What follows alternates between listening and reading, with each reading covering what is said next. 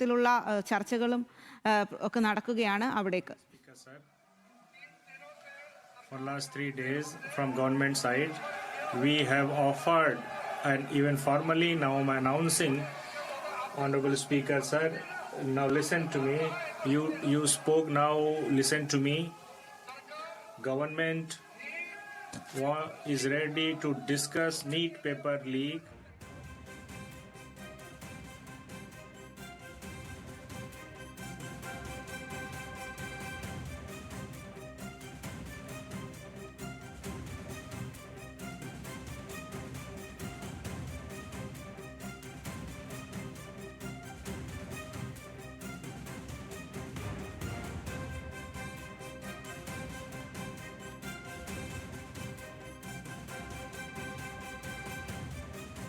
NEET വിഷയത്തിലാണ് ഇപ്പോൾ കേന്ദ്രമന്ത്രി കിരൺ റിജിജു സംസാരിക്കുന്നത്. KC വേണുഗോപാലിന്റെ ചോദ്യത്തിനാണ് ഇപ്പോൾ കേന്ദ്രമന്ത്രിയുടെ മറുപടി ഉണ്ടാകുന്നത്. അക്കാര്യത്തിൽ വലിയ തരത്തിലുള്ള ചർച്ച ഈ പാർലമെന്റിന്റെ ഇരുസഭകളിലും നടക്കുന്നുണ്ട്. അതിന്റെ ഭാഗമായിട്ടാണ് ഇപ്പോൾ KC വേണുഗോപാൽ ഉന്നയിച്ച ചോദ്യത്തിന് കേന്ദ്രമന്ത്രി കിരൺ റിജിജു മറുപടി പറയുന്നത് എന്നുള്ളതാണ്. പ്രതിപക്ഷ എംപിമാർ എല്ലാം തന്നെ പ്രതിഷേധ സൂചകമായിട്ട് ഇന്ന് കറുത്ത വസ്ത്രം ധരിച്ചാണ് പാർലമെന്റിലേക്ക് എത്തിയിരിക്കുന്നത്.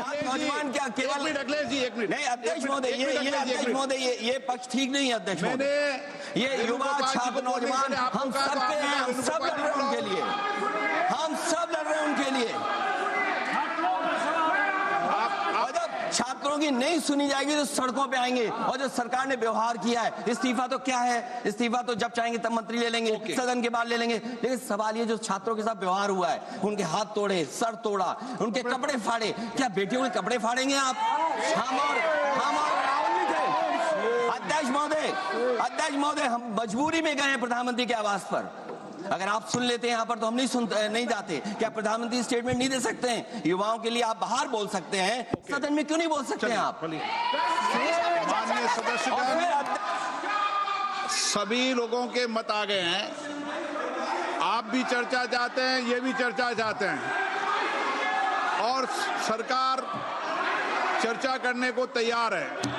आप आइए, कब चर्चा करनी है, कितनी देर चर्चा करनी है, सरकार चर्चा को तैयार है। आप आइए चर्चा करने को। ऐसे गैलरी में बैठकर चर्चा नहीं होगी, चर्चा होगी आप अपनी सीट पर बैठे, कितनी देर करनी, किस नियम के तहत करिए, आप बैठिए।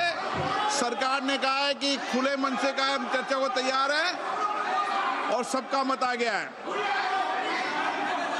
अब आपके आपस के विवाद को मैं सीट पे बैठ के नहीं मिटा सकता। सदन की कार्रवाई 2 बजे तक स्थगित की जाती है।